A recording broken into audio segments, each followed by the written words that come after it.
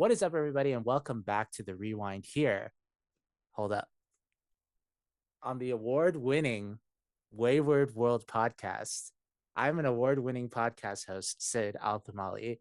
Um, this is the first episode that we are recording after the award ceremony, which happened months ago at this point, but I was in drag and that was so fierce. Um, a lot has happened in the last couple months. This might be the season finale for queer people, but we'll see. We'll see how that happens. But I'm Sid, and today I have a lovely guest, another Bellingham person, which is kind of crazy that all the Bellingham people basically know who I am. She is a drag artist, DJ, and she slings some drinks. So um, she's a wonderful diva, and she asked to be on the show, which I love that. Please welcome Mix. How are you doing, Mix? I am good. I'm happy to be here. Thank you so much for taking the time to have me. And it's honestly such an honor to be the first guest post award. Yeah, that was crazy. I mean, I could not believe that I won like an award. It's the award that I got nominated initially. Like I've gotten nominated for this award before. Yeah, So, that's fabulous. yeah. I'll be honest though, like I think interviewing Sigourney Weaver and Erica Clash was the my award for me. So, So real. yeah, not Both of tarnishing. those, Yeah. like, oh my God, I love Sigourney Weaver so fucking much. Mhm, I went to the Dragula World Tour that she was on, mhm. and she touched my hand. And that's I one of my proudest moments. Yeah, she touched mine too when I met her. That like after I had interviewed her, so she remembered who I was. So that was kind of cool that she knew. That's so exciting. I don't know if she remembers me now, but she follows me on Instagram. And that's all that matters. Yeah. Um, hopefully she'll want to come back. I like to think because right now Sigourney's doing her like Dragula after show. I want to Hmm. think that she was inspired by me. I, you know? Definitely. Yeah. I would agree. I'm ready to start my own podcast now. Yeah, you should. Everyone Yeah, should. I mean, if the straight white people can do it, we can do it better. exactly. So, Mix, you like mixing your drag, you like mixing cocktails, and you might like mixing music. But tell the wayward Yes. artist out there, who is Mix? So Mix is kind of an amalgamation of just like all sorts of different things. I initially started drag as like much more of a like traditional like femme presenting person. I Please don't go and look at those pictures. Oh, If you went and looked at those pictures, it's fine. Um, they're up there for a reason because I have to show where I started. But I was in my head, I was like, I'm just like that girl next door. And like I just thought I was giving like pure woman and all of this. And then I went through some drag competitions and everything that I was trying with that shtick just like wasn't working. And finally I was like, what is going on? And I literally was like about to just totally quit drag and just throw it all away and just never look at it again. And then I was like, that's what the haters want me to do. So I, instead of throwing away like just the idea of doing drag, I just kind of completely reinvented how I was doing drag. And I started, that's like literally when I started doing the white face and all of the crazy colorful contour. So there's like that's like kind of the origin story, but like there's just like so many references that I've taken over time, especially from my drag mother, that I've just like started to like fold into this giant like snowball. Like I try and be like constantly growing and like finding new ways to conceptualize. Um, yeah, I think I answered that question pretty well. oh no, you Did I? did. Did I? Yeah. I think so. I mean, I think what was really interesting because yeah, I did see those pictures, and now that you mention it right now, we're probably going to show those old pictures right now. Okay, that's Yeah. fine. But you're right. Like your initial like older pictures or your older drag was very as you said, like you were trying to be girl next door, very femme, very like girl, you know. I think like that's the Mm-hmm. best way to explain it. And yeah, they were baby's first drag, you know, that's for sure. I'm guilty of that too. I like, you know, it'll be really interesting because, you know, I'm a drag queen now, I guess, because I've done drag twice at this point. I am so it'll be interesting to see what my pictures look like in the future versus what mine look like now with the two pictures that I have. But yeah, it started off that way. And then you can kind of see the influence of like Club Kid. I'm seeing a lot of Club Kid Yeah. in your looks, specifically like the way that you paint your lips, like the shape of it Uh-huh. is very Lee Bowery, I feel like. Don't you Yeah, Lee you agree? Bowery is a huge inspiration for sure. I always loved like just how crazy he was, like learning about like his actual like performances and shit always like really inspired me. I still really want to recreate um like a performance that he would do where he would have his partner who was I believe a contortionist like put into a harness that was on his chest and they would cover the partner in like spaghettios and Lee Bowery would have a live birth on stage and they would like crawl out of the harness. Oh, that's And cool. yeah, I really want to do it with my drag daughter Elle because she's like, I don't know how tall she is. I don't want to say and then be wrong and she's and be like say something too short and then she'd be like so mad. But I think she's like 5'4". Yeah. No, that sounds really So intense. yeah, it would be really fun. I think it would be a really good time. But I love super crazy conceptual shit like that. I'm also like very inspired by Crystal Method. That was like where I really started learning how to draw my lips super crazy like that. I feel like lately I've kind of like toned down how insane my lips have been. I've gone through lots of different like shifts and things. Like I never used to wear nude lipstick, and now it's like one of my favorite things to do. I love a good nude lipstick. Yeah. I think that's really cool that like you're always open to like without no pun intended, but like mixing it up. You know what I'm saying? Yeah. Is that where mix like comes from? Besides you being a non-binary femme artist. No. So mix actually comes from an old drag name that I used to go by, which was mix combobulated. And that was an era that is better left in the past. I just like I thought it was a funny, cool name. I thought it like worked really well, and it kind of did, but like also like a lot of people couldn't spell it. A lot of people couldn't pronounce it. Mhm. And there was one time I was on an Instagram live of Mo Hearts, and she's like chatting with me, and she looks at my username and she's like, "Girl, you need a shorter name." And I was like, "You got it." And that was like, I was already at that point kind of contemplating like changing my name. I wanted to go to a one name thing. I really like how concise it is. And I was actually planning on going back to my original drag name, which was Mia Moore, but I was just going to go by Mia. But then I just wasn't really feeling that. And I just eventually was like, what if I just dropped the combobulated and just went by Mix? So yeah, it's also kind of the lack of a name. That's fair. It's just literally a what is that? A suffix? What Yeah. is that called? A prefix? Yeah, I can't remember now. I think it's a prefix because it's at the beginning. Yeah, that feels right. Mhm. No, I love that. But like it works too. I mean, like with your Yeah. trans identity too. Like you're not exactly. Are you? I shouldn't have assumed, but like I was just going through your like stuff, and your hashtag was like NB and she they. But Hmm. are you trans like femme or like trans Yes. non-binary? Okay. Trans, non-binary, femme, not masked for sure. You Okay. know, um, yeah, slowly and for sure, forever, just pushing away from that. Okay. forever. That's valid. How does your trans identity like go into your drag?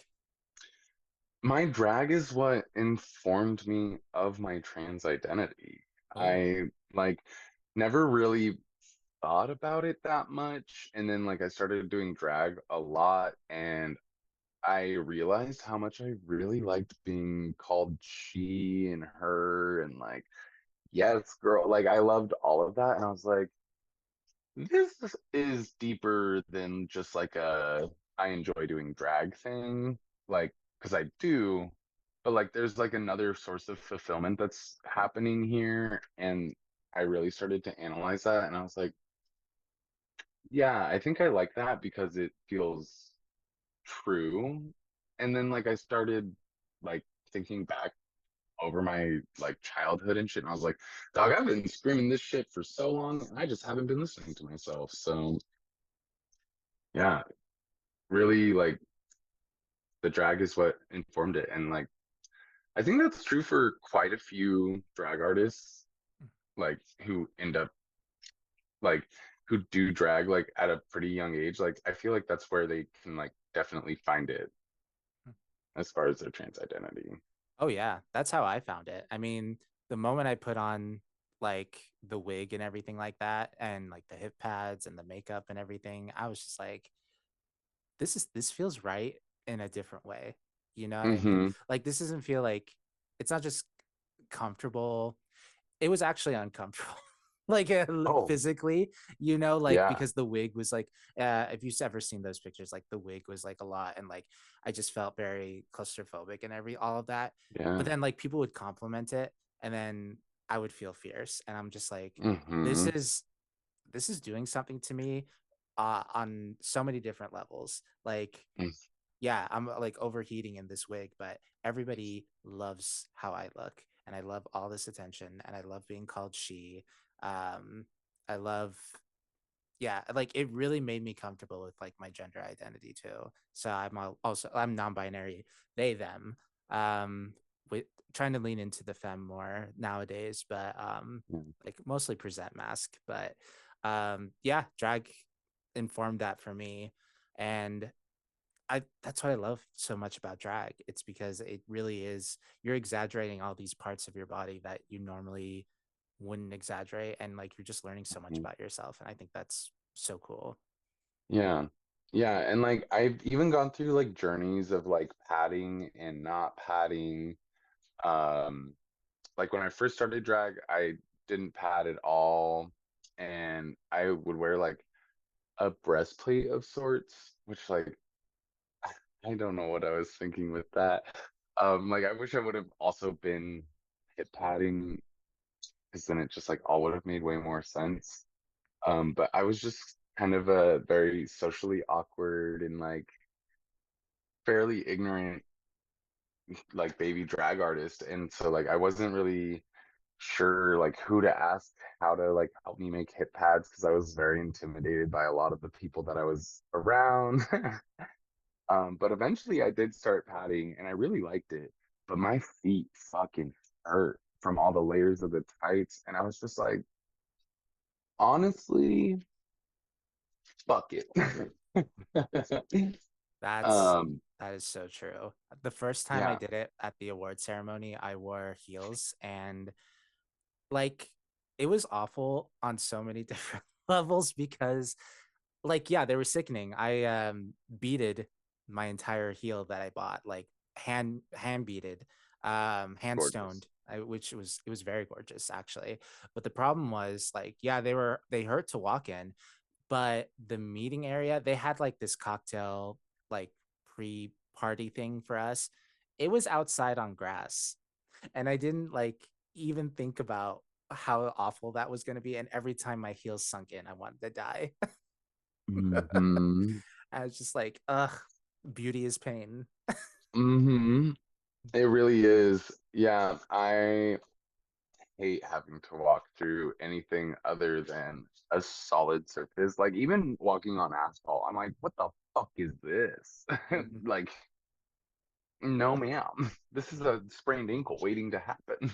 Yeah, that's why on the second time I did drag, which was at the Boulé Ball in Los Angeles, I wore shoes because I was like, I'm gonna be very Adore Delano Mm-hmm. inspired, where it's punk rock, it's Amy Winehouse like type vibe, and I have my Nikes on, and I was like, Yeah.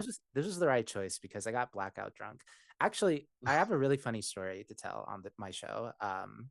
Because you mentioned Crystal Method. Um, I was wandering around like this. Okay, so for context, the Boulé Ball happens every year in Los Angeles, more Mm-hmm. towards the end of the year, like end of the month of Halloween, like on a Mm-hmm. Saturday. And it's a three-layer event, like in this theater. There's the main stage where the Boulets perform and they have their special guests, and like there's a big party down there. And there's a basement where there's also like a party thing going on. It's very interesting that there's two dance floors, but whatever. And then a third floor where they have like marionette puppets, like puppet theater, pumpkin carving. There's a costume contest on the main stage, which I missed that one. I don't know who won. I was very drunk. Um, but there was this like drag queen that she wore a lot of red. She like looked like the devil, and I saw her throughout the night, and I was like, "Oh, she's so fierce. I'm gonna go talk to her because I have this show. I'm going to like introduce myself." And Mm-hmm. so I stopped who I thought was the the red diva, like the red diva that was like wandering around. I was like, I love your aesthetic. And I'm so drunk talking to her too. I was like, I love you so much. I want to like follow you on Instagram. What is your name, babe? And she was like, Crystal Method. And it was Crystal Method, because like she mentioned the holiday tour that she was a part of, and I was like, "Fuck! How did I not recognize Crystal Method?" I was like, "I'm so sorry, I can't. Like, I'm so drunk, and like I didn't like. You looked so different than how you normally look." And then Yeah. I see photos of her like the next day, and I was like, "She looks exactly how she looks." Like you just did not know who you were talking to. That's so funny. Oh my God. It was embarrassing because like I never ended up Yeah. talking. I actually found that girl. I forget her name, but I haven't like talked to her yet. But like I Mm-hmm. ended up finding her just like looking at the Boulay Brothers tag and stuff like that. But like that whole night was so crazy. I met so many Dragula people. Um Oh man. like Dragula specifically, like there were so many Dragula people there. Yeah, I love Dragula. That shit's so fucking fun. I One of my claim to fames is that Louisiana Purchase follows me. Oh, She just okay. like did it out of the blue. I was on just like a FaceTime with my drag mom. It was during the lockdown, and we were just like chatting and bullshitting, and like I just get this notification. And at first I think it's like Louisiana Purchase is going live. Mhm. And so I just like swipe down and I see it. And I read what it says, and I just full face crack. I'm just like, what the fuck? And Oh, sick. literally paralyzed. And my drag mom's like, girl, what's going on? Like, is your screen broken? Like, what's going on? I was like, Helen, holy fucking shit. Holy shit. And she's like, is it like what's going on? You're stressing me. I was just like, oh my God. She's like, is it good? I was like, it's incredible. And I sent her a screenshot and she literally started crying with me. That's crazy. Did you message her after? um, we still like I'll like respond to her stories and she'll respond to me, which is fairly nice. I feel honored that she like is not just like some diva that's just like fuck you. Oh no. um yeah, she seems so fucking cool. I really want to try and get her up here for one of the shows that I run in Bellingham. Yeah, actually, going back to you and your drag, let's go back to the beginning. Well, we talked about like your makeup and aesthetic, but like I Mm-hmm. also wanted to know because you mentioned your drag mom and stuff like that. Like, Mm-hmm. who, like, when was the moment where you realized like, oh, this is something that I like to do? Like, was it the Mm. moment that you started putting on the outfit? Yeah, for sure. Like I knew it was something that I was going to enjoy doing because like I'm not like a typical theater gay. I did like two plays in high school. So like I am, but I'm not. Hmm. Um I just love doing anything to elicit reactions from people, which can sometimes be negative. Mm. um, but I love to like the thing that I've learned over time, especially through drag, is that I love to just strike emotions within people, and drag is very good at doing that. And the way I do my drag, it's very good at doing that. Um, and yeah, like I was in band for 7 years. I was in marching band. Um, I've just always been involved in some sort of like showmanship, if- for lack of a better term, I guess. Like I just have always loved to be on stage. Oh, So nice. getting getting the idea of doing drag was just like fucking duh. Like I just didn't really before I started drag, I didn't super have a great idea of what it was because I grew up in Idaho and I didn't really have like a lot of exposure to queer culture at all. So Yeah, I just you grew up in Lewiston, right? yeah, That's nice. yeah. Faye was telling me that. That's how I know. Uh-huh. I figured. I was like, that had to be from Faye. Yeah, she's from I'm sure you know, but like she's from Moscow, and I was like, Hmm. oh, I'm sorry, babe. Like, Yeah, my brother lives in Moscow right now. oh, okay. Well, Yeah.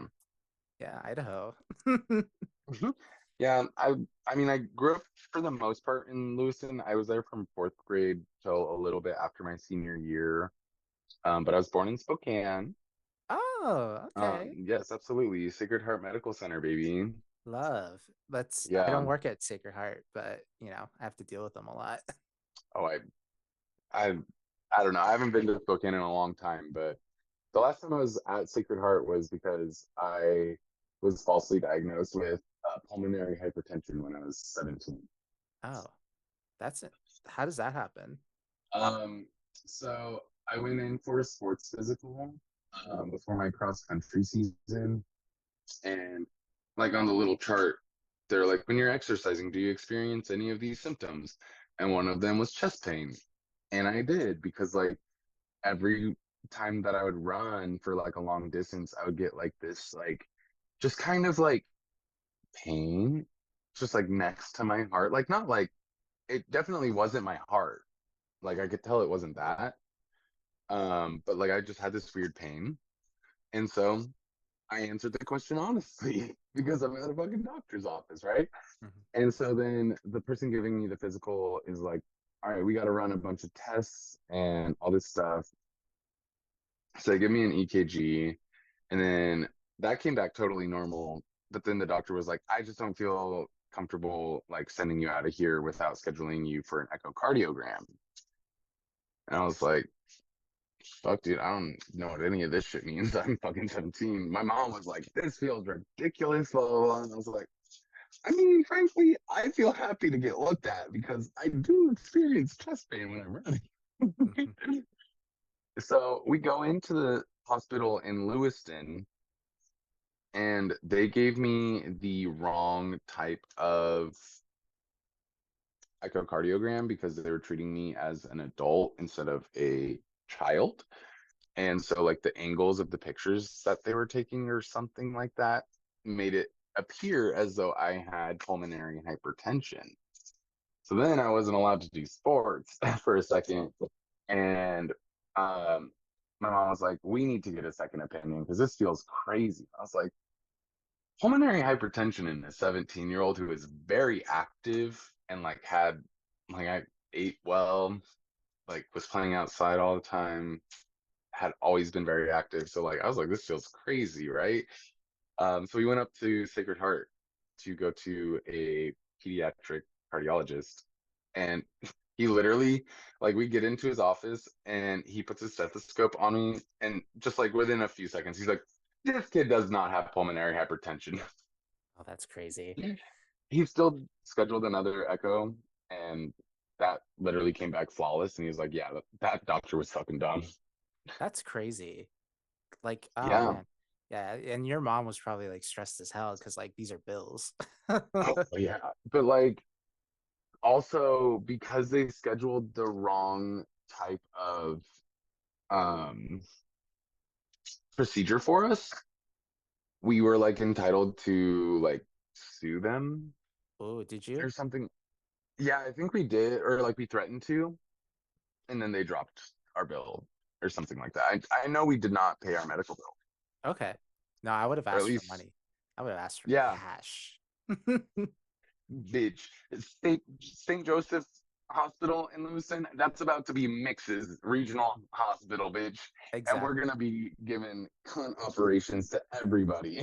Oh no, yeah. I mean, um, I'm not gonna say it because I do work in medical, and I had a similar story, like, but I don't know if it's like PHI, so I'm not gonna say it. But Yeah, it happened. Like it happens more than you think, and yeah, which is kind of crazy. um, yeah. so Bureaucracies, right? exactly. So you're doing the drag. Yeah. Who is your drag mother? Because like you mentioned her a bunch of times. Like, how did you My meet drag her? mother is Helen Tragedy, Oh, who is a fairly legendary Seattle queen. She's kind of one of the forerunners of trash drag in Seattle. Definitely a messy, messy diva, and I love her dearly. I met her because she moved up to Bellingham not long after I started drag, and I still remember the moment I first saw her. This is the most like true to Helen story ever. I'm standing outside smoking a joint, and I'm just like right in front of the door to Rumors, and Helen is walking out, and she barely clips the like kick plate on the door, like like the little transition plate. That's what I'm looking for. The like little metal thing that's like in between the inside and outside. She hits that with the bottom of her stiletto, and it fully breaks off of her shoe. And she just stops and goes, "Ah, I just bought these shoes today." She then stops, takes the shoe that still has the heel attached, breaks that oh, that's and then walks up to me and is like, "Well, how are you?" oh, that's And I was crazy.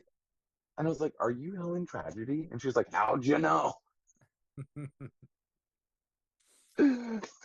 And that was like literally such a perfectly on brand moment for her. It literally felt like a RuPaul's Drag Race entrance almost. I was like, "What the fuck is this?" Oh, that's Like funny. this could not have been coordinated. Oh, that's so funny. You like that needs to be. You should like if you get on Drag Race, you should like recreate that. Oh my God. That's actually so brilliant. I've always wondered what I would do for my entrance if I ever got on Drag Race. Well, there you go. But like it also like I'm not sure if I ever want to go on Drag Race. That's I don't fair. think they would like me. That's fair. I was actually talking to my like Osti, friend of the show, about that because she's about to do her audition tape for Drag Race. Hmm. I don't like. I hope we can like say that. I'm gonna have to like double check with her.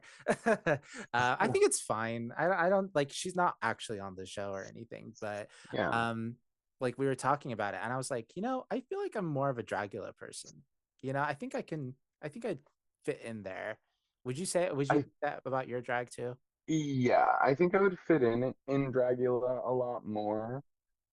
But also I think like where I'm at is like I think I would do better in the challenges on RuPaul's Drag Race.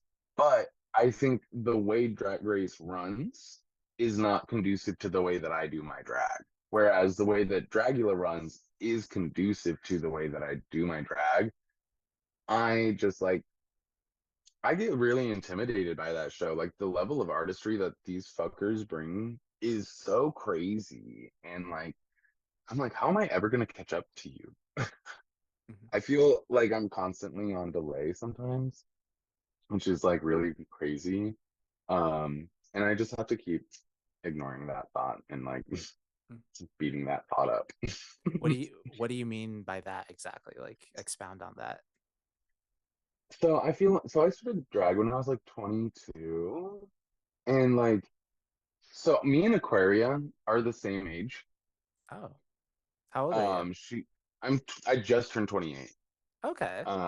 She's like literally just a few months older than me, but she's also born in 96. And like I am very comparative and competitive. And so like when I learned that we were the same age and I was like, what the fuck am I doing?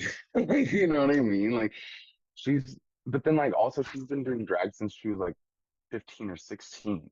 So Mhm. she had like a 6 year head start on me. So like I just have to like remember that. And like that's what I mean by like I feel like I'm on delay.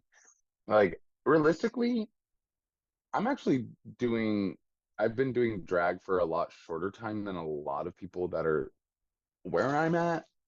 So that's why I have to just like not listen to that talk. Well, if it makes you feel better, I'm 31 and it's like just starting this drag thing. So, Yeah. Yeah. I I love to I love to beat myself up sometimes. And I'm getting better at it.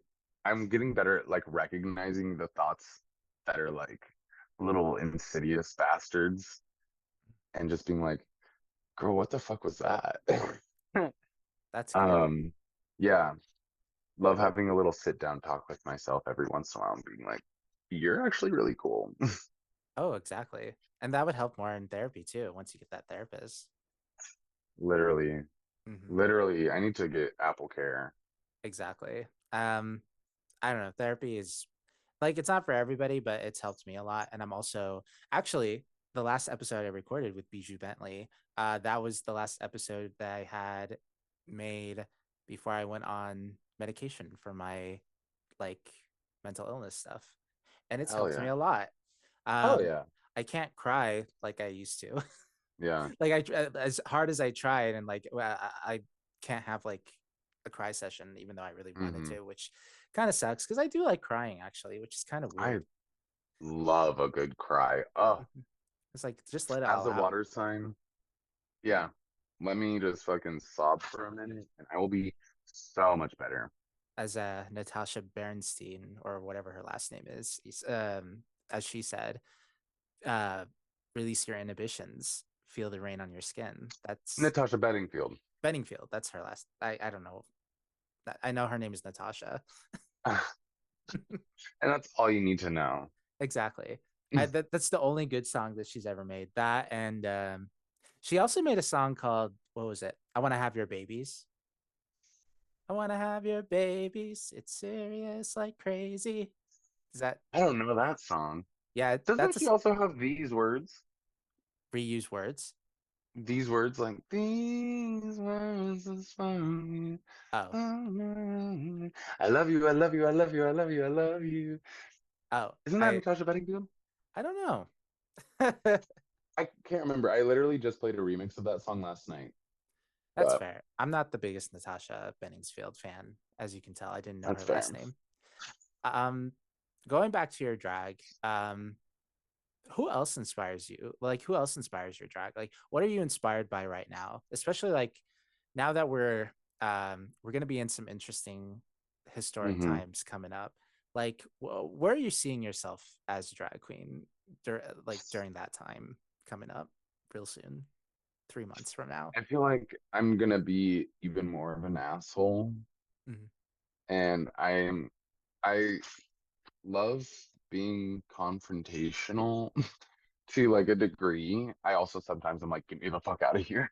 Um, but like I love facing issues and I'm very rebellious. And it's very much so within my nature to hear someone say that you cannot do this thing or that you should do this thing, and I will intentionally do the exact opposite just to say I did Mhm. it. So like it's very frustrating and it is very stressful because this time around it feels a lot more serious. Um, but also I'm not currently in the mood to cower. I want to scream and kick and I'm always down to get a little nucky. Mhm. Um, but as far as my inspirations, I lately have been watching a lot more movies again, and that's been really nice. I like to look at any other form of art outside of drag and figure out how to put that into my drag in some way, shape, or form. I also really love like glass blowing. There's that Blown Away show on Netflix. I love that shit so much. Oh yeah. Um, it's so good. I just love watching other artists work because like seeing how they go through their process to create their final product gives me a new POV on how to get to my end product and end product. um, there's also a show called Abstract that's really fabulous on Netflix. That's just like each episode is a different medium with like a different artist who like specializes in it. There's an episode on stage design that's so fucking cool. And I love to look at stuff like that because where I'm at with my drag right now is I'm trying to think bigger and more conceptual. I always try to be very conceptual with what I'm doing. Um, so watching more movies really helps with that because I try and create more cinematic things and taking in like new ways to create a storyline. Beautiful for creating a mix and a number. And like I want to create like one woman shows and shit like that. So I have to have lots of ideas incoming all the time. Oh, lovely. You said a lot of cool stuff in there. One of that I wanted to talk about was what kind of movies are you watching? Like what movies? Ooh, lots of horror lately. Hmm. Lots and lots of horror. I watched The Substance, I think is maybe one of the last movies that I watched. I need to see Loved that. that. Loved it so much. It was probably one of the scariest and like most jarring movies I've ever seen. Um, like there's like certain things that they do in there where I'm like, wow, you went into my mind and just like plucked these very particular fears that I have and just injected those into the movie. That's wild. Mhm. But I love when things are really sparse in detail, but like everything that is available for the details, it's just so bold and like in your face.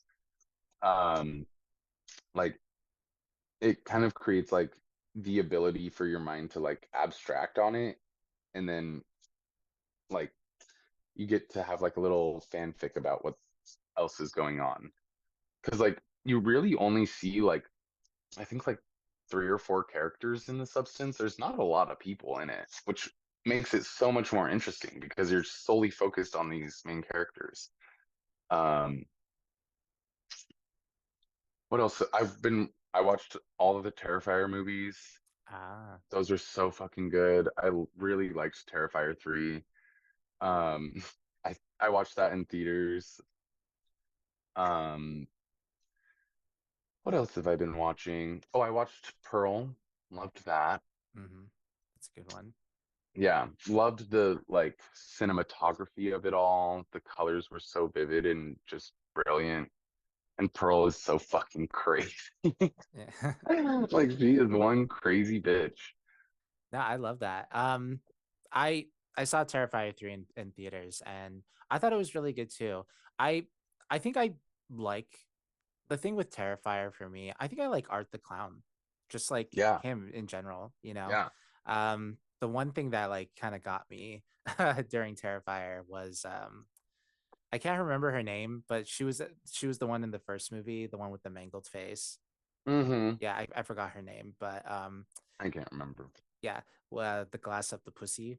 Mm, that was too much. That that whole that movie was crazy. Yeah, I agree. The glass up the pussy was jarring. Yeah, that, that really interesting to see where they take the fourth one because I know I know. I know that series is like very supernatural and everything already, Mm-hmm. but like I think like they're gonna lean into it more like in the next Mm-hmm. one, which is going to be really interesting to see how they do that. I don't know. Like, do you think it's going to be its downfall? Because usually when movies explore that side of it, it's just like, okay, you're doing too much. Yeah, I feel like that could be a situation, but I feel like with the nature of Terrifier, it's just kind of hard to have it be like an abject failure because That's it's fair. just like so camp that Mhm. like even like the bad acting that exists within the first one, I'm like it's part of the movie. Like it's what makes it so much better for me is like, and usually I'm not into movies with bad acting. I'm not into like cheap budgets and shit like that. I like to watch big, powerful things, and sometimes it's nice to like throw that away and just like allow yourself to be in the world. And that's what I really appreciate about Terrifier in general across the whole series is it's like it's not like the best actors in the world, but like the writing's pretty fucking weird and good. And also it really is Art the Clown. Like his miming throughout Mhm. the whole series is one of my favorite things. I love the scene in the first movie where he's in the pizza shop and he's just like waving to them and Yeah. shit. It's killer. No, it's really good. It's really good. And Asia Consent's like conception of Mm-hmm. of Art the Clown was so good. I love Asia Mm-hmm. so much from Dracula, Yeah. by the way. In Yes. case the people don't know. Um, She's so badass. she was at the Boulay Ball thing, and I could not find her.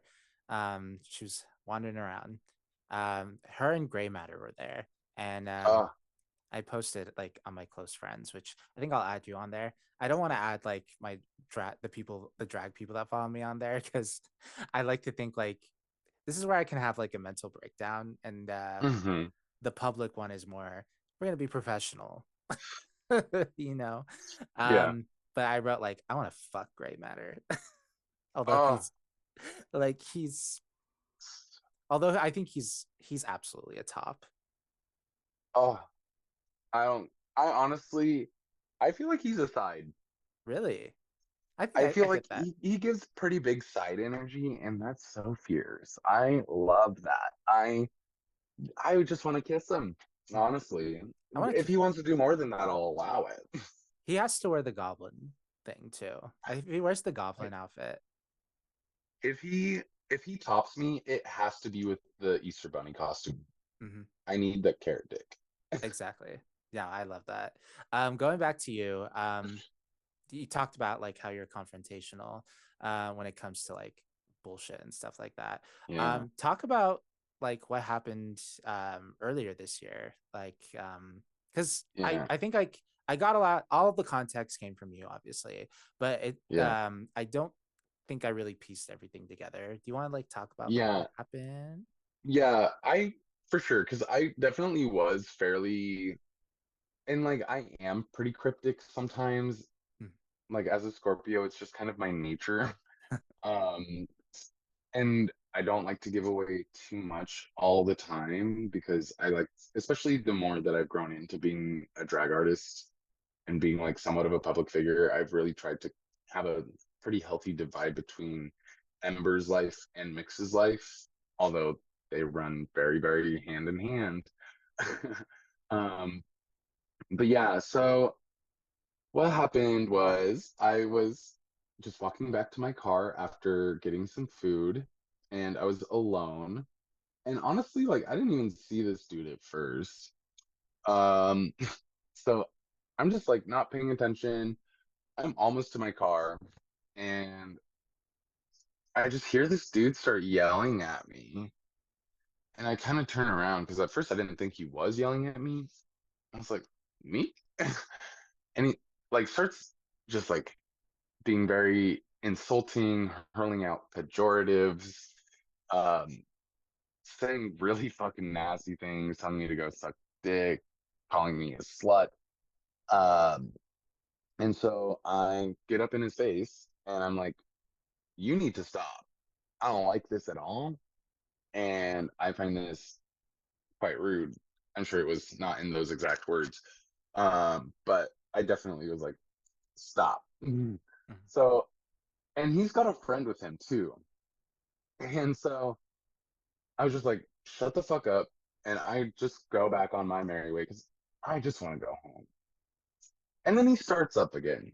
And now what's going through my mind is, oh, I don't feel safe going back to my car because what if he tries to follow me?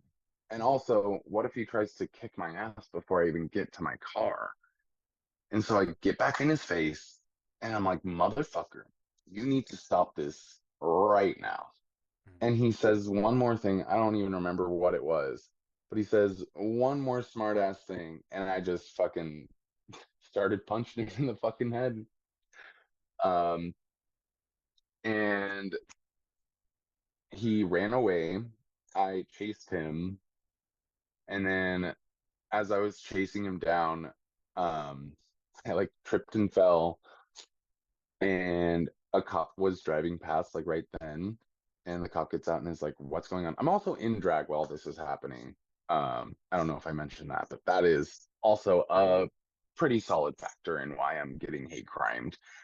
Um, and so cop gets out of the car and he's like, "What's going on?"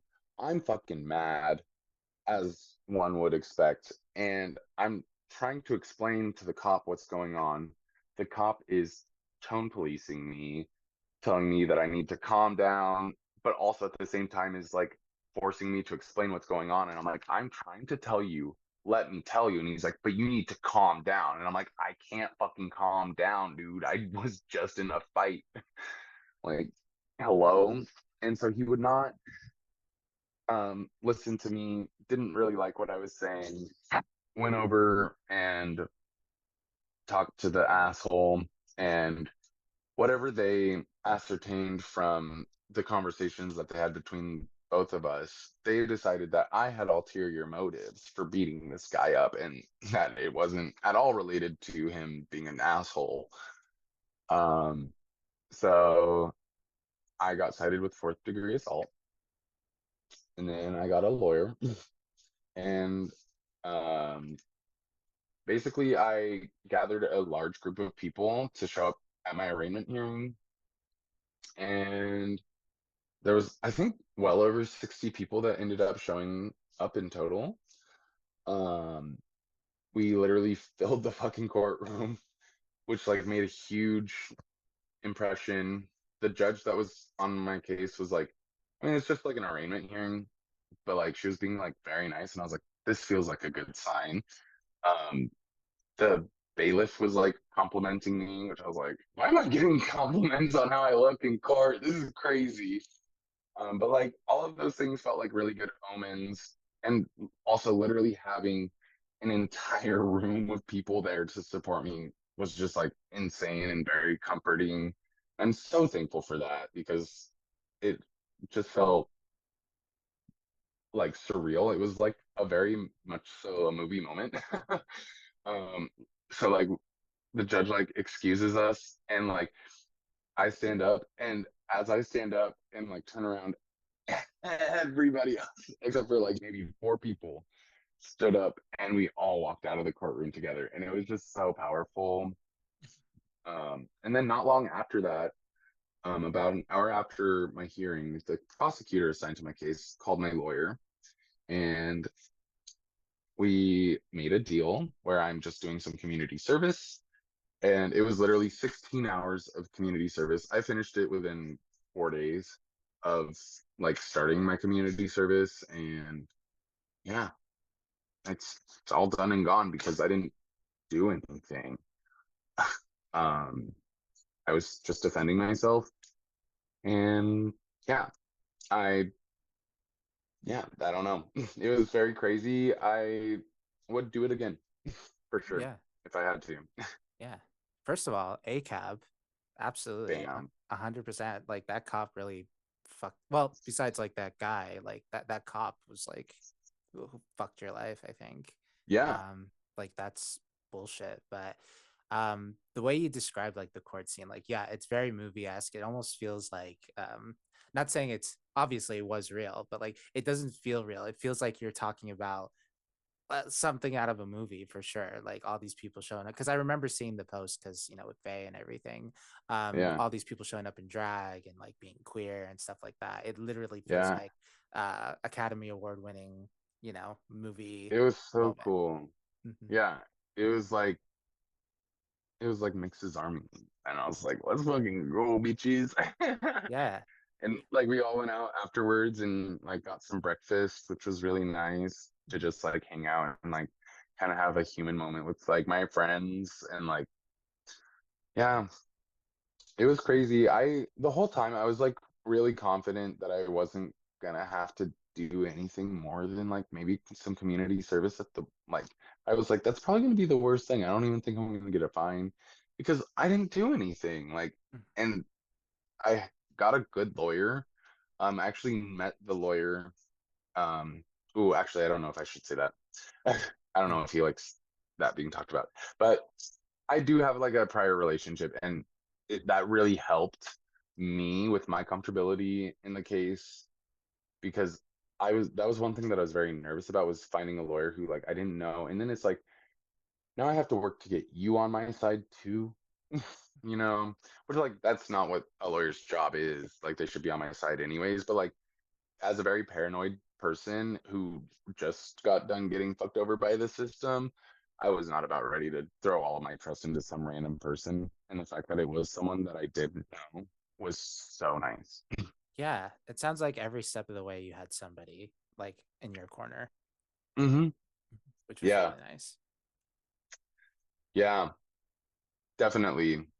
And I'm very thankful for that. And like, I feel like since then, just, I don't know if I've just been blind to it, which very likely, because like I said, my brain loves to lie to me and tell me silly little mean things like people don't really give a shit about me and things like that. Hmm. And like I know that's not true and like it's just easy to forget when you don't see it all the time. Yeah, And like this past like 3 months, not even 3 months, 2 months has like really proven me wrong in that way. And I don't always love to be wrong, but I'm very happy to be wrong in this case. yeah, for sure. Put a pin on what you just said there, because that's gonna be part of your surprise, like at our like the end of our like questions here. But Oh boy. I want to get into a couple other things before we get to that portion. Um, you're a DJ, also DJ, Yes. Diva Blunt. Uh, tell me about Diva Blunt. Like, how did that come to fruition? I just wanted uh I just didn't want to be DJ Mix because I was like, that feels like I feel like people are thinking I'm doing that on purpose. And also, there is a DJ down in the Seattle area named DJ Mix America. Different spelling of mix, but I also didn't want that to be like a possible confusion. Um, DJ so Mix a like, lot, yeah, like Sir Mix a um, lot, but like yeah, with the MX. yeah, yeah. But I was just like, I don't know, I don't want to do like my drag name in it. I kind of want to just have like a new name. And I was like, diva is one of my favorite words. Mhm. I love to just say diva. And I love a blunt. And I am blunt. So like it works really well. Mhm.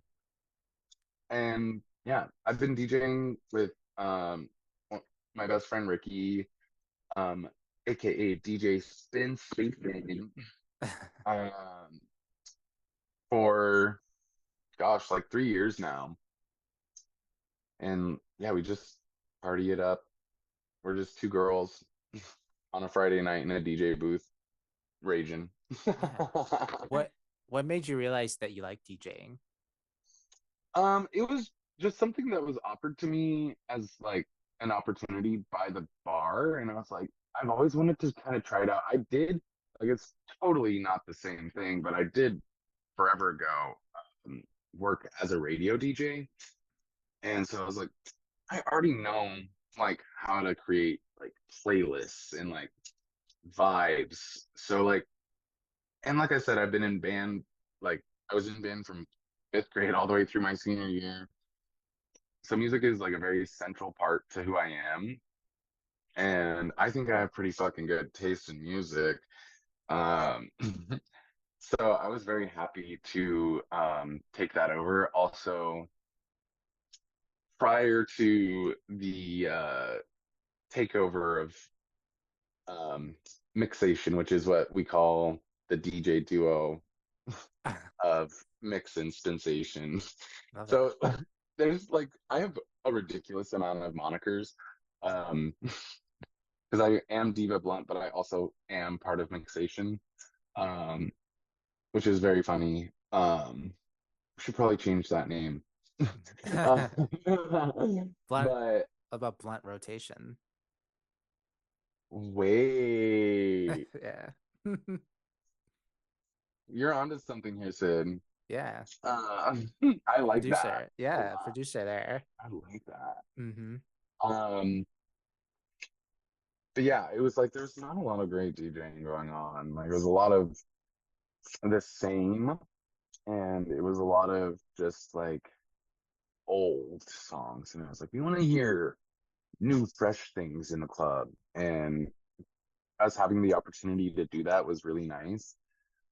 We were just using fucking Spotify and creating a queue to play off of for the first little bit, but then we finally like put some money into it, and we have like a little mixing deck now, and we're trying to get like a better one together. But yeah, DJing is so much fun. I really love it. I was like very nervous to do it alone for the first several times because I just like am an anxious person, so like having the security blanket of my friend there really, really helps. But now I'm like almost at the point where I'm like, bitch, get the fuck out of the booth.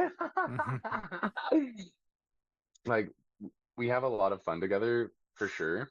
But yeah, it like at this point we both have like very identifiable styles. And like when we're together, it's a whole new thing. I love It's like that. it's like Voltron. Oh, sick. Okay.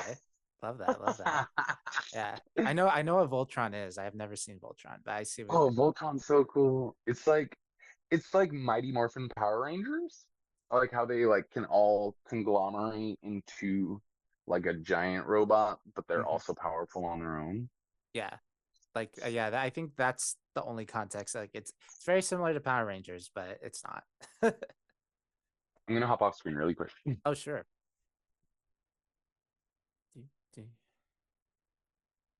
Party. Oh, that's okay. We'll cut this out. No worries there. What are you wearing? Like what's the shirt? So this is I got this at a all femme burlesque and drag festival in a town called Denton, Texas. Oh, Um Denton, like in the Rocky Horror Picture Show. Denton, Texas gets mentioned. I haven't watched Rocky Horror in like Well, years. specifically Shock Treatment. If you've ever seen the sequel to Rocky Horror Picture Show. So Mm-mm. that it's in Denton, and there's a song called Denton, Denton, you got Wow. no. Yeah, I it's did not a not good. know that. It's kind of campy. It's like I think the music in it is good. I don't know about the plot. Brad Majors and Janet Weiss are in the movie, but it's not Barry Bostwick and Susan Sarandon. Um, I think like the idea is like it's like an anthology because like Mm. Richard O'Brien, Little Nell, and Patricia Quinn are in the movie, but they're not riff raff or anything like that. Like Oh, interesting. yeah, and Tim Curry wasn't in it, so Oh, yeah, but off choice. yeah, it's fascinating though because it plays into like reality TV a little bit. Yeah. I think it came out before its time. I need to watch it again. Like I think it has a lot of good things to say about society Yeah. nowadays, but back then it was trash. But yeah, But go yeah, ahead, the shirt. this is Bridget Bandit. Um, Oh, I know Bridget. I don't know her, famous but yeah, famous drag queen. yeah. She's super iconic. I didn't realize that it was Bridget at first. Um, I just thought it was big titty alien Dolly Parton. Hmm. And I was like, big titty alien Dolly Parton, bet. Yeah. And then they're like, you know that's Bridget Bandit, right? And I was like, oh, and that's also I took 2.5 years of German, so my brain has been like Germanified with a lot of pronunciations that I like when I'm reading words. So I thought it was Brigitte Bandit, That's fair. That's and I fair. was like, I like Bridget too, but I kind of liked the sound of Brigitte. Yeah. But like I said, that's the Germanified brain. Yeah, that's someone else I need to bring on the show. An actual politician that is kind of cool, you know, because I think she's a politician, isn't she? I think she just speaks at a lot of um, things. I don't think she might hold office, but I don't know if she does. Yeah, Is she? she holds diva office hours at the club. um, so let's go. Like, let's have the last thing before your surprise. Like the last question, because we talked about slinging drinks, and you're a bartender as well. Yes. How long have you? And you work at Rumors Cabaret, which we've like talked a lot about. How long have you been working at Rumors? So I've been bartending there for 2 years almost, 2 years in February. Nice. Um, so yeah, but I've been bartending for about 4 years now. Um, but I've always been like in the service industry. I've like made drinks at like breakfast restaurants that I worked at and stuff like that. So like bartending was just kind of the next logical progression. Um, so I've worked at like Rumors, which is like very nightclub, like we're not like it's not like classic cocktails or anything like that by any means. Like I can do some classic cocktails there, but I have to try really hard. But that's just like not the intention of the bar. Mhm. But I've also worked at bars that are very like classic cocktail forward, and like that's where I was trained initially. So like I actually like have like a lot of love and appreciation for like very like beautiful fine cocktails that are like 15, $18. I'm like, hell yeah, give me that shit. um excuse me. But yeah, so I love bartending actually because I've always been a very food loving person. Um my mom is a big foodie. Shout out Mother Lori. Oh shit, your um, mom's name's Lori too? oh my god, yeah, it's a great mom's name, Yeah, honestly. not to air my mom's tea, but her name's like that's her middle name, but she goes by her first, Uh-huh. but she goes by it as her first name. Yeah, yeah, yeah. My brother does the same thing. Interesting. Interesting how that Yeah. works in America I, I, specifically. I learned that that's like a Catholic thing Oh, recently. I don't know if that's true, but I someone said that. I can't remember where. It was like on a podcast or something. I was like, okay. Catholics go by their middle name more than their first name? I don't know. I was not raised very heavily religious, so That's fair. I mean, like Catholics, Christians, stuff like that. Like it's yeah. don't I don't get it. I respect it. And It's all Greek to me, baby. yeah, I respect it, but like that lifestyle, it's not for me. Exactly. Mhm. But yeah, so I've always loved like food and flavors and just like playing around with things like that. So bartending is just an extension of that. And yeah, I really enjoy getting to create cocktails for people. I love it when people are like, just like make me something. And I was like, yes. Because that's when I get to be the most creative behind the bar. Yeah, that must be interesting to like you kind of work where you perform, and where you perform Hmm. is where you work. You like in that way. So like how does like what does rumors mean to you in that sense, I guess? Like does it is that like home? Like it's home Yeah, pretty much? yeah, definitely. Yeah, it's where I've had like so many of my absolute like best moments, some of my worst ones. Mhm. But like I've done so much growing up in that bar and like it's really crazy to think about how much a part of my life that it has become. Mhm. Because like it is just like a place, but it's like so much more than that. Like I just had like my birthday party there and like it was so much fun to just like be able to be in a space that is very much so super queer and we can just like all be authentically ourselves and just like run around and have fun. Um Yeah, it's a very freeing space, and it's fun to see how rumors grows over the years. Because I've been going there consistently for almost 6 years, but I've been going there since I was 21. Um, and it's just gotten better and better and better, and it just continues to do it, and it just gets more and more fun every time. I love it. Yeah, I need to go there one day. I need to go to Yeah, Bellingham. I feel like everyone yeah. knows me there in Bellingham, and they've never like actually met me, you know? Yeah, you're a celebrity, even though you're not in Bellingham. Yeah, exactly. Everybody's like reaching out to me in Bellingham to like be on the show. Yeah. Speaking of like friends and stuff like that, we're at the end of our show, and now here's your surprise. So you had mentioned when you were talking about your courtroom thing that you felt like Mhm. you know, what was the right like what's the right word? Like you don't feel like you had trouble like understanding that like you have like a community like that Mhm. backs you and stuff like that, and you know the courtroom situation like changed that perspective for you. Well, I reached out to two friends and I had them like talk about you because Oh you know my God. we do investigative journalism here. So we talked to Faye and Sage Valentine, friends of the show and previous interviewees, to like talk a little bit about you. Um, so let's see. I have my Instagram here. So Diva. I basically said like I'm interviewing Mix soon. Tell me about her if you got time. I'd love to know more about her, what she's like, her drag, maybe some cute embarrassing stories. um, but something you'd like to tell her that you've something like you think she needs to hear right now. It could be encouraging or shade if you want to throw shade. That's fine. So we'll start with Faye.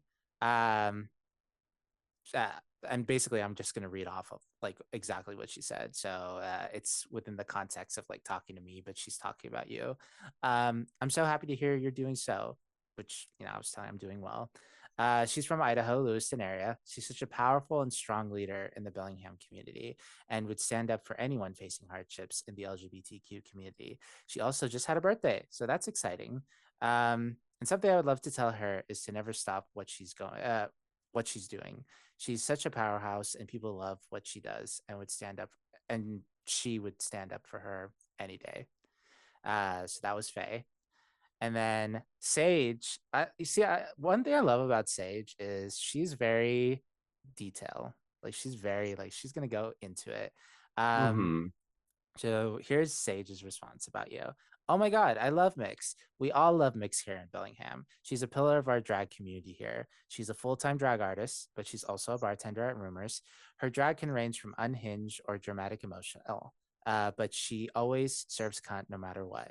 She's always into fashion and loves watching runway collection videos, which we didn't really talk about, but maybe we could talk about that later.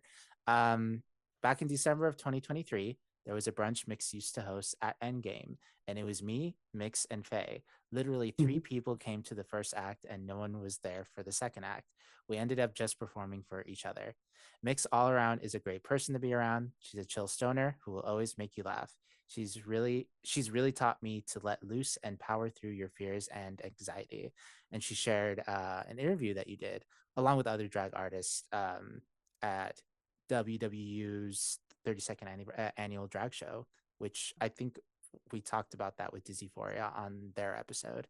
Um, Something I like to say to Mix is never forget how loved you are by this community. Your work and light does not go unnoticed, and I'm so grateful that you're my friend. Now you better go shit in that mother toilet. So, how do you feel about that? Get some people that love you. Dang, that must be That's embarrassing.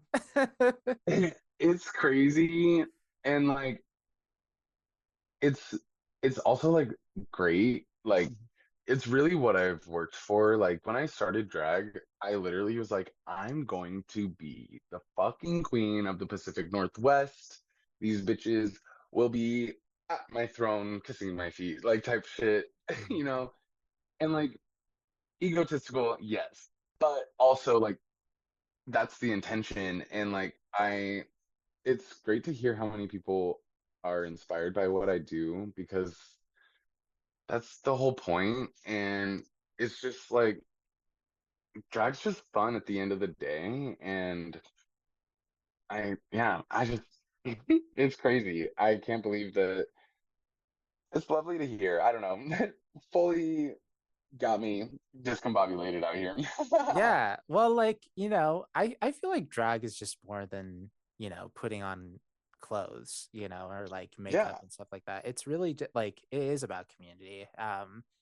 Even back in the day, like it was really a way for people to not like express who they are and like in private, yeah, essentially. But now it's like now you're out there, there's no shame, there's no um like everybody loves drag queens. I mean, not everybody, but you know what I mean. But for the most part, like the people who love drag love it because it is so empowering. And, the people that understand that, like, Sage and stuff like that, see that in you, yeah, which is, I think that's really cool. I really liked what they had to say. I probably should have gotten more people, you know, but I'm glad you liked it though. A little surprise. yeah. That was a lovely surprise. Now, return the favor. Like, what do you want to say about them? Like, Oh my gosh. or like anyone in specific, like that means a lot to you.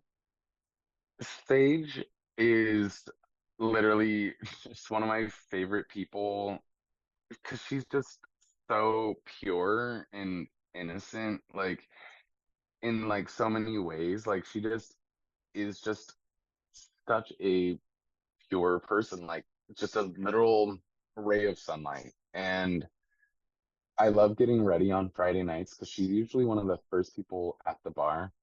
I don't have to be anywhere near the dance floor. I can be up in the green room talking with my friends, and I'll hear her. I will hear her little bird noises, her little laughs.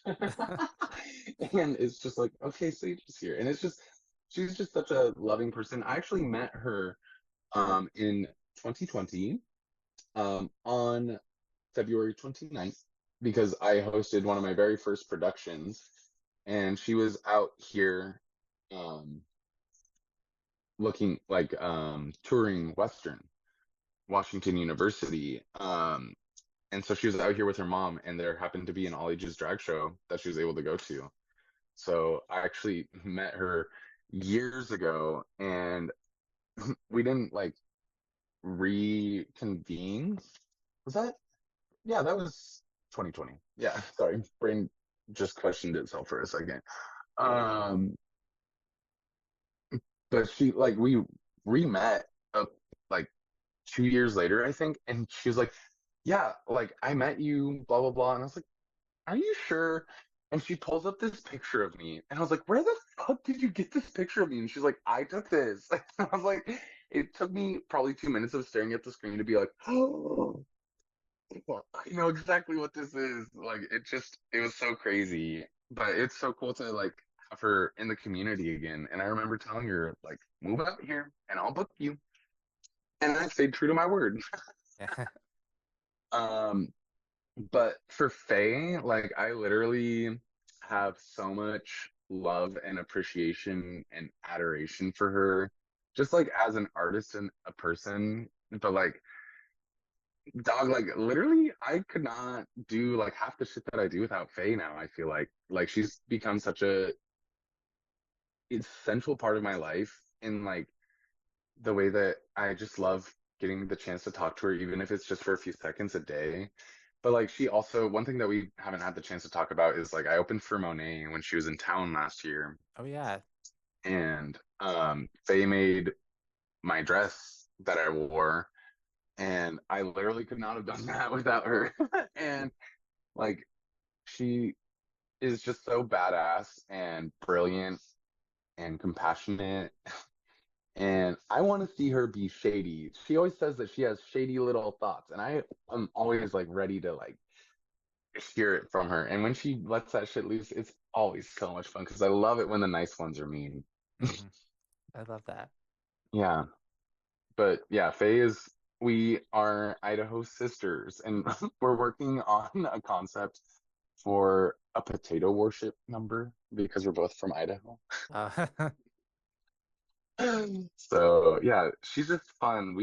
I always have so much fun with her. We did a number together, was that earlier this year?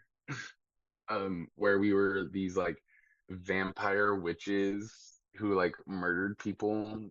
It was so fun. It was so cool. Definitely 10 out of 10 person. I love her. I love that. Yeah. Especially like I don't know Sage all too well besides like the show and like talking to her on Instagram, but like I will say I agree with your assessment of Faye. I love Faye. Um Yeah. I don't think there's ever been anyone in my life that has been more compassionate and nice and kind and friendly and lovable as Hmm. her. Um like she deserves the world. And Yeah. she has the world. She's marrying Andy, like I which is know. that was so crazy to see that. Like I love it.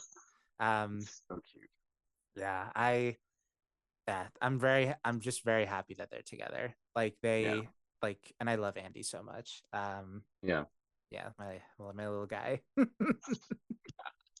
um literally because he's so small. Tiny. Yeah, but I love him. Um I have one more question for you, Mix, and then we'll go into our inaugural lightning round section of the show, which I forgot to mention. But what's in it for Mix in the next couple years? Like, where do you want to see yourself? I mean, you know, the world's going crazy. Let's forget about the world going crazy Yeah. in like 4 years. Like, where do you see yourself? Like, what do you want to do? Like, what's left on your bucket list? There's so many things. I want to start traveling to perform. I'm working on getting my passport right now, which is very Oh. exciting. So I can start going up to Canada and start doing some gigs up there. Because I have friends up there. But I also want to like, I want to go to the festival that I got this shirt at, and I want to perform there because that was just one of my favorite environments that I've ever been in. It was so fucking cool, and for it to be like not far outside of Dallas, I was just like, this is crazy to be like here and have like all this queer shit going on. Um, and I want to start, yeah, doing a lot more of that. I want to get more into burlesque for Mm. sure. I want to start doing a lot more burlesque inspired performances. Um, and I really like, so when I opened for Monet, I had like a 25-minute number, and I realized how much I love doing very long-winded numbers. Yeah. um, I just really love that feeling. So I really want to start working on some more like one woman type shows, um, and producing stuff like that. But it's just like finding the venue to put that is really hard. And it's probably going to be expensive, but it'll be worth it. Oh, it wouldn't be expensive. You should talk to Faye. Faye has a theater degree. Yeah, I constantly forget that about her Yeah, because she's not a very like typical like theater gay. no. So Oh, if you knew Faye, if you knew Faye the way I did, like, oh, she's a theater girl. Like, she doesn't do yeah, theater much now, but like, I mean, that's how we met. Like, we were at a theater festival together, like for our yeah. colleges. But My impression of theater gays is kind of marred from like high school when like Hamilton came out and like all of the theater gays were just like walking and running down the hallway screaming Hamilton verses. So like when I think about theater gays, I'm like they're like quoting Wicked at all times, or they're like so I get that, but I also am like she's not that. yeah, oh, she's that. She's got it. She is that. But it's pretty easy to make. Like, I mean, I think the hardest part would be to just write the show. I mean, like Yeah. you just write it for the venue that you want to perform in. I think Rumors Mhm. can make it could work. I've seen their I stage. want to do it at a spot that can hold like hundreds of people. Oh, I'm shooting for the fucking money, baby. yeah. I Well, want to there. try and um I there's a drag club at Western Washington University, and I was talking with some of the people there, and I was like, can you like hook me up with some of the like theater department people? Because like I want to know what it takes for me to be able to do it. You Like have it to shouldn't be hard. rent their space and then I think you have to That's also buy insurance as well. I've tried. yeah. That's where the expensive thing comes in for it all, but we'll get there. Exactly. What would the show be about? Like just off the top of your head, like what ideas are you having? So the number that I did for the opening of Monet was called Enter the Mind of Mix. And I kind of want to turn that into a series and have it be like over the summer I did a number that I called Enter the Heart of Mix, but I want to redo it and make it better. So I would probably do Enter the Heart of Mix. Um, I don't know. There's lots of options there. There could probably be like an Enter the Soul of Mix type of a thing. Um, yeah, something like that. Or just I love doing things that are just like very emotional. So like I would love to do something that's like something all about like sadness, but Oh, that'd be quite grueling for the audience. yeah. I mean, like for like 20, 30 minutes, you can probably do all of that, you know? hmm Start happy, then go hmm into the sad, and then happy hmm again, you know? Yeah. Something just kind of put him on a emotional whirlwind. Yeah. I love doing that shit. And that's oftentimes how I describe myself when people ask for like a biography is I literally say Mix is an emotional whirlwind. Love that. Amazing. Well, Mix, Yeah. we're at the end of our show. We're going to go into our lightning round questions. It's a series of 5 questions I like to ask guests each and every whenever the episodes come out. It hasn't really been consistent lately, but we're trying. I feel like I'm in a much better place mentally, so I think we're gonna upload more episodes and Oh, record things. So hell weekly. yeah. Um, are you ready to answer these questions? Yes, let's do it. All right. Question number one. What would be a perfect day, or describe a perfect day? A perfect day would be 75 degrees, Mhm. no wind or very little wind. And if it is wind, it is not cold. There's a lot of weed, edibles, smokables, love them all. Mhm. There's probably some mushrooms Love that. and some walks, really good music. Depends on the vibes of the day. I could literally go anywhere with music. It just kind of has to fit the vibes.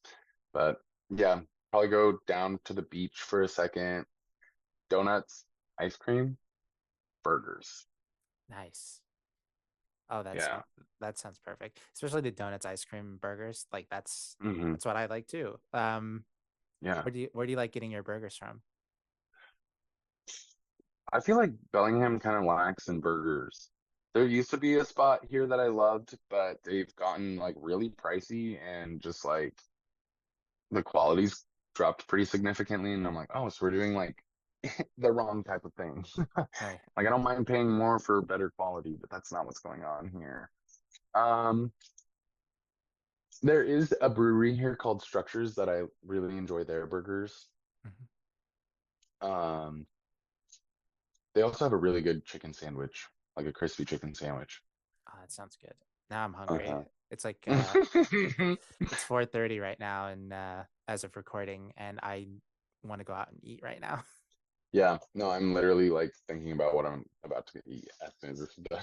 Yeah. Well, we're almost done. Four more questions. Question number two: what is a song that describes your life right now? It's probably a hard one to ask you. Right now. Um, hmm.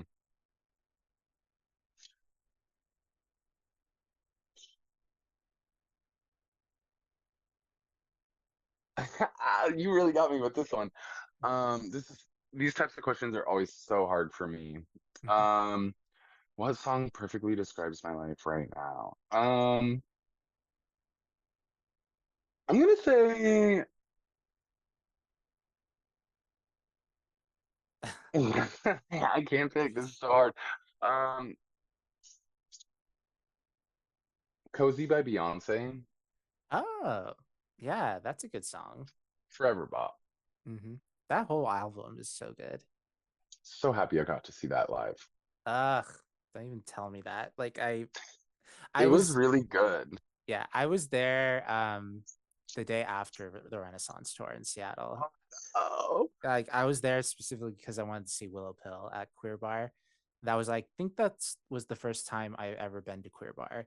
Um, so and I learned that the Beyonce show was the day before. I was like, shit, I could have stayed. Yeah, it was really good. It was so much fun. Easily one of my favorite experiences that I've ever had. I cried. I danced for 3 hours straight. My feet hurt so fucking bad. I wore heels even though I know I shouldn't Especially have. in like that area of Seattle too, with all the hills and stuff. Oof, hmm rough Yeah, times. but I smartly brought flats to change into as soon as the concert was done. I love that for you. That's very smart. hmm Very smart. Yeah, Uh, yeah. question number three. What's your third favorite movie? Third favorite movie. Mhm. Love that.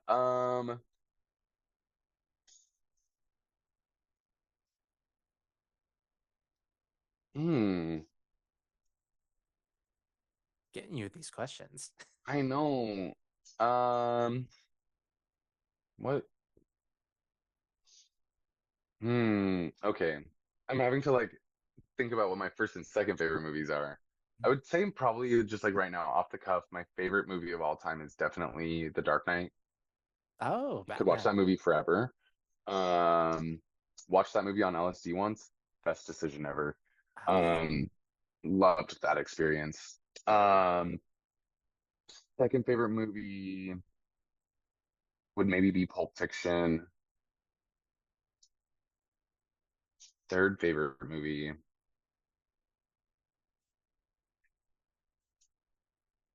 Um, hmm. Damn, these are so tricky. Why am I having such a hard time? For a lightning round, I'm moving like a snail. Oh, that's fine. That there it's not really that fast. And Sigourney Weaver made fun of that one. Um, um, Honestly, it's got to be something from like around the like Talladega Nights, Ballad of Ricky Bobby, or like Dodgeball. It's something like that. Or oh my God, I didn't mention anything about Lord of the Rings. See, this is why this is so hard. um, it could honestly be any of like it could be like the Fellowship of the Rings. It could be Star Wars Episode One. Like I love so many movies. I I'm One of gonna my first. Oh, uh, go ahead. not to interrupt you, but like I think that we'll say Star Wars Episode One is your third favorite movie, as someone who loves Star Wars Episode One a lot. Darth Maul. Jar That Jar dude's a Binks. badass. Jar Jar Binks. I love Jar Jar Binks. Oh man, that's got to be a lonely world. Not now nowadays, people of our generation, like they've grown up, like Yeah. they're singing the praises now. I remember I was in the trenches as a kid trying to defend those defend those movies, and now Do everyone loves you them. do you believe the like Darth Binks theory? um eh, it could. I mean, I don't want to give my guy, Jar Jar Binks a bad rap or anything. So I think he was just, clumsy, as he puts it. But did you see the on Disney Plus, actually they did like this Lego show, like this Lego series. It's exclusive to Disney Plus. It's where it's an alternate reality type situation. And Oh. one of them is Jar Jar Binks is a thing. Oh my God. I think I did see that, but I haven't had Disney Plus in a minute. We like go back and forth on having it. That's fair. Yeah. Yeah, but I fucking love Star Wars Episode One. I saw that shit in a drive-in theater. Okay. Yeah, Yeah. that was the first movie that was the first Star Wars movie I saw in theaters back in 1999. Yeah, I saw it in theaters, but it wasn't because it was released. It was a double feature night, and the movie that was like being premiered was Spy Kids 2, I want to Oh, say. okay. I want to say it was Spy Kids 2. That was a good movie too. Spy Kids 2 is fucking sick. I think Yeah. that movie was like my sexual awakening. I feel like. Oh yeah, that definitely like I was like, both? Both is great. Exactly. Um, question number 4. What's your favorite ice cream topping or favorite frozen yogurt topping? Hmm. The like marshmallow cream stuff. If I'm Ooh. at like Menchie's or something like that, always have to go for that. Um, but yeah, I if I'm like just eating regular vanilla ice cream, I love to mix in M&Ms because then like the candy shell gets frozen and it cracks off slightly different than it normally does. Love that experience. I love ice cream in general. Very hard for me to not have a good time with ice cream. Oh yeah. I love ice cream too. I mean, Hmm I agree with the M&Ms thing. Yeah. hmm We're vibing. We have the Yeah, same this is taste. we do. We need to go get some fucking burgers. Exactly. Some good burgers. I mean, do you have a Five Guys there? I think that's We do. I've never been to a Five Guys though. It literally is just up the road from me. yeah, I mean, it's my favorite like chain fast food burger, honestly. Not the heard. best burger I've ever had, but like it's definitely worth the price, I think. Mm, heard. Especially unlimited toppings. Hmm Put whatever you want on there Damn. for like 13 Damn. bucks. I mean, $13 for burger is a lot, but you know, for unlimited toppings, That's yeah. That better be a good burger. it's pretty good. I would say. Like I had that and I had In and Out when I was in Los Angeles recently, and I thought it was okay. I thought it was pretty good. I enjoyed my time with it. Me and Osti, Hmm he took me out, and it was fine. It was pretty good. Yeah, it's not bad. I enjoyed it. I would eat In and Out fairly regularly if it was near me, for sure. I love fry sauce though. Okay, yeah, fry sauce, anything is good. Yeah. There's a burger joint in Lewiston called Sharps, and they make some pretty fucking good burgers. And they also have fry sauce, Do you like which I love. smash burgers? Yes. Yeah, I love those too. Have you ever had a Juicy Lucy? I've heard of them. I think I had, or like not necessarily it was called a Juicy Lucy, but I think I've had Yeah, one of those burgers that it has the cheese in the patty, like they're so essentially good. Juicy Lucy. Yeah. Yeah, Oh man, I'm fabulous. I'm very hungry now. Oh, I'm like salivating. Yeah, I might get Five Guys. I don't know, or maybe just get pizza or something. We'll see. Love pizza. hmm it's very hard to fuck up pizza. Even bad pizza's pretty good. Yeah, truly. Although I do not like Papa Murphy's. I don't like their crust. That's fair. I think that's valid. Last question, and the most important question of the show. Pick a side, left Twix or right Twix. Left Twix. Why is that? I'm left-handed. Okay, valid, amazing. Yeah, Great answer. yeah. All right. Well, Wayward Artist, this was our I don't know how many episodes have we recorded recently, but this has been our episode of Mix. Mix, where can people find you and how can people reach out to you? So I am on all platforms at Mix Like Mix. If there is a you try it with a period after the first mix, and if that doesn't work, try it with no period. Ooh. Um, it's mx dot like mix on Instagram. I think it's just mx like mix on um, Facebook and on Venmo. Um, Most important one. yeah, I am a weekly cast member of the show Queer Ass Fridays at Rumors Cabaret in Bellingham, Washington, and I am the longest standing cast member. Ooh, okay. I'm also the host of Sweat, which happens at Rumors every second and fourth Wednesday. I produce a quarterly show here in Bellingham at Aslan Depot.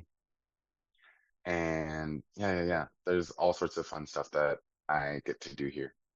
Oh, yeah. If you're in the Bellingham area, you should go see Mix, and you should see all our guests that from Bellingham that came to be on the show. So thank you for joining me, Mix, and thank you for asking to be on.